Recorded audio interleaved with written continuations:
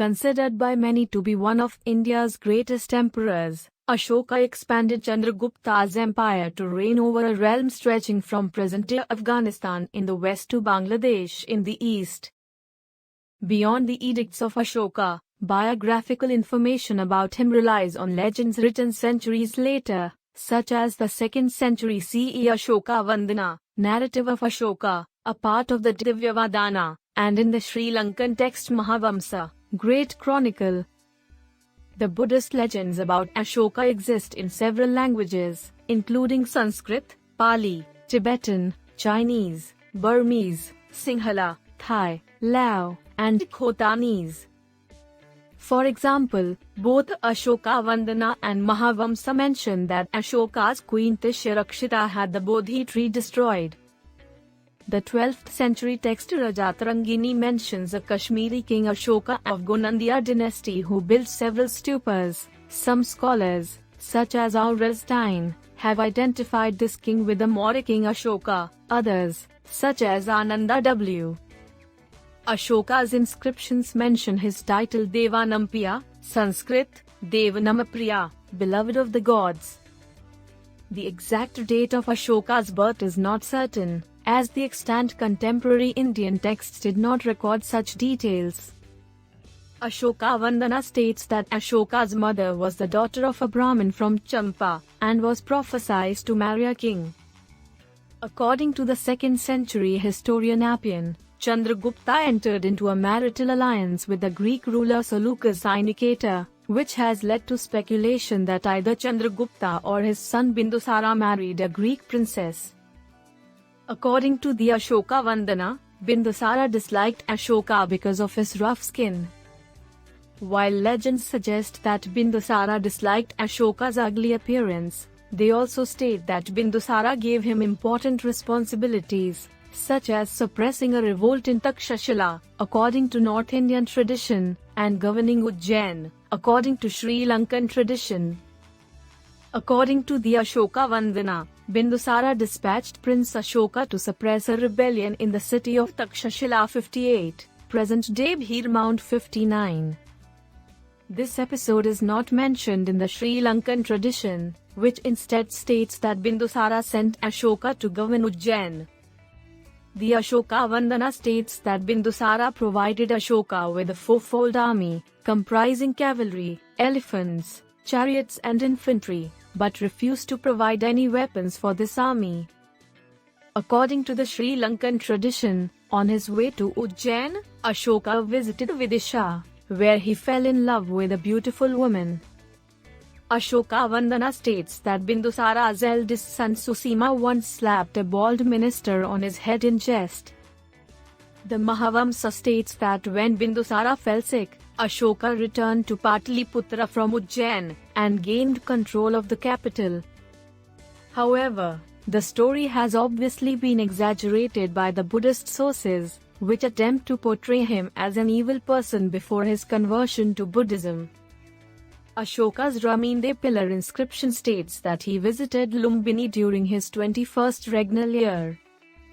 The 5th century Chinese traveler Faxian states that Ashoka personally visited the underworld to study the methods of torture there, and then invented his own methods.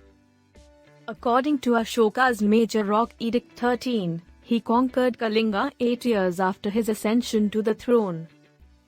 The edict states that during his conquest of Kalinga, 1 lakh men and animals were killed in action, many times that number perished, and 1,50,000 men and animals were carried away from Kalinga as captives. The Dipavamsa states that Ashoka invited several non-Buddhist religious leaders to his palace, and bestowed great gifts upon them in hope that they would be able to answer a question posed by the king.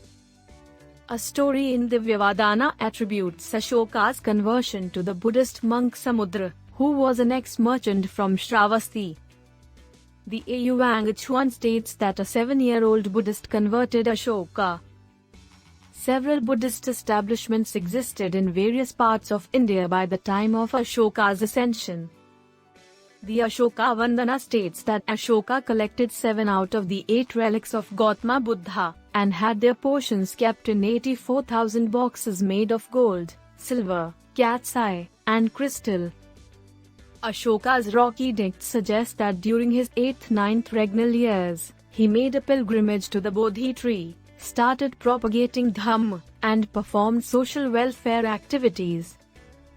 By his 12th regnal year, Ashoka had started inscribing edicts to propagate Dhamma, having ordered his officers, Rajukas and Pradesikas, to tour their jurisdictions every 5 years for inspection and for preaching Dhamma. The 8th century Buddhist pilgrimaging records another story about Ashoka's involvement in the Buddhist Sangha. According to this story, the earlier king Bimbisara, who was a contemporary of the Gautama Buddha, once saw 18 fragments of a cloth and a stick in a dream. In the Sri Lankan tradition, Moggalliputta Tissa, who is patronized by Ashoka, sends out 9 Buddhist missions to spread Buddhism in the border areas in sea. The Sri Lankan tradition dates these missions to Ashoka's 18th regnal year, naming the following missionaries: 119. The Rock Edict 13 states that Ashoka's won a Dhamma victory by sending messengers to 5 kings and several other kingdoms. According to the Ashoka Vandana, Ashoka resorted to violence even after converting to Buddhism.